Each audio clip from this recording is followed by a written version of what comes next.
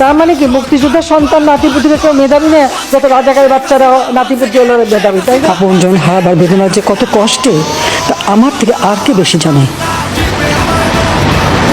সমস্ত দাবি শুধু বানা না, তার থেকে বেশি আমরা দিয়েছি। স্বজন হারা বেদনা নিয়ে আমি বেঁচে আছি। আগুন দাও দাও করে জ্বলছে, তখন আমি হেলিকপ্টারে করে পানি দিলাম।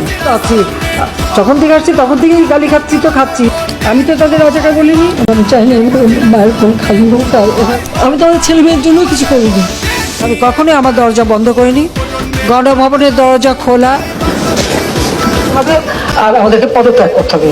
আমার প্রশ্ন, জাতির কাছে প্রশ্ন, কি অপরাধ আমাদের? পালিয়ে গেছে শেখ হাসিনা, নাই শেখ হাসিনা চলে গেছে, শেখ হাসিনা পালায় না। পদত্যাগ করেছেন শেখ হাসিনা, গিয়েছেন ভারতে।